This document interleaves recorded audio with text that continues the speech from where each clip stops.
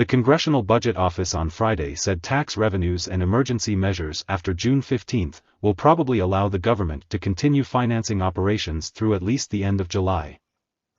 Even though mid-June tax revenues could ease pressure on the Treasury through July, there's still the risk of default in the first few weeks of June, the key government forecaster said.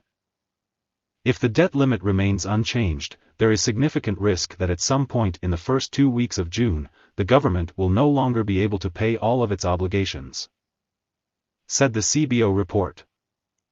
The new report came as the White House and congressional leaders postponed a scheduled Friday meeting to continue negotiations.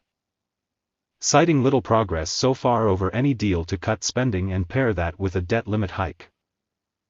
The extent to which the Treasury will be able to fund the government's ongoing operations will remain uncertain throughout May, even if the Treasury ultimately runs out of funds in early June.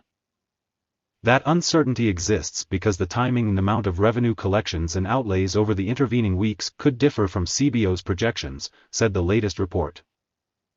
The office warned that there was still a great deal of uncertainty around the deficit figure, in part due to an expected Supreme Court ruling on President Joe Biden's student loan forgiveness plan. The nation's highest court is likely to strike down the $400 billion debt forgiveness plan, given the court's conservative majority. If that happens, the administration would likely record the money it set aside for the loan forgiveness last year as a reduction in outlays this year.